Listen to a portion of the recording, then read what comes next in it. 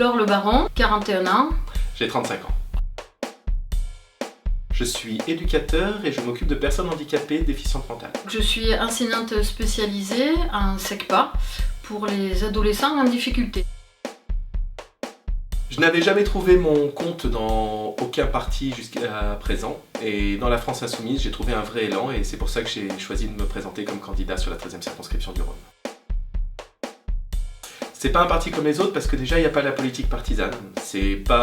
On est regroupé autour d'un programme, autour d'une idée, autour d'une dynamique. On regroupe plein de gens différents et c'est ça qui me plaît et c'est comme ça que je conçois la politique. Je crois qu'il y a 8% de chômeurs, des ouvriers, des professeurs, des infirmières, des gens qui travaillent dans le BTP.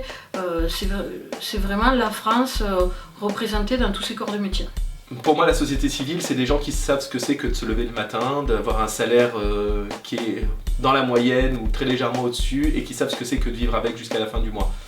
La société civile, c'est des gens comme moi, c'est des gens comme vous qui regardez.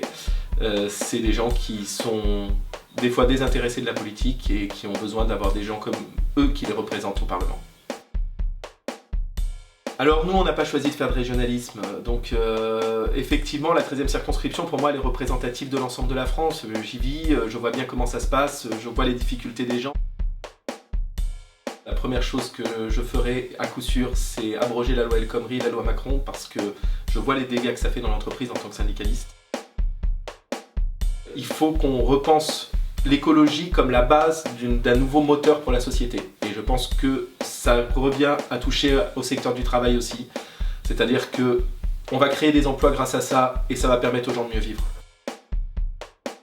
Une opposition à une majorité, j'espère pas, mais en tout cas, ce qui est sûr, c'est que ça sera la seule opposition à tous les autres, puisque là, on le voit quand même bien à l'heure actuelle, ils ont tendance à tous se regrouper, hein. On a un premier ministre de droite, on va avoir un gouvernement mélangé, tout le monde est un peu d'accord pour cette politique libérale, nous on l'est pas, donc, et je crois qu'on est les seuls. La cohabitation, ça peut apporter des bonnes choses, après, de mon point de vue, les bonnes choses viendront surtout de notre côté, mais bon, aux électeurs de décider. En tant que député, déjà moi je conçois difficilement de gagner autant, je ne l'ai jamais gagné de ma vie, et de ne pas être présent sur son lieu de travail. Ça me paraît compliqué mais je pense que pour beaucoup de salariés ça l'est. J'espère surtout pouvoir apporter un maximum de projets de loi et de commissions d'enquête pour essayer d'avoir un vrai fond plausible pour faire avancer le pays.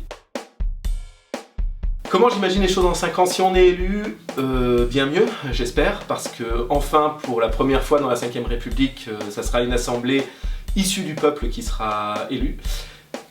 Après, dans 5 ans sans nous, malheureusement, ça peut être difficile.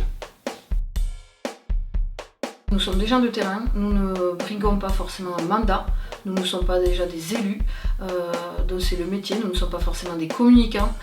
Donc voilà, je pense que notre expérience sur le terrain ferait la différence. Alors si vous estimez que les 20 dernières années de politique libérale ont amélioré votre vie, ben, j'ai envie de dire votez pour eux.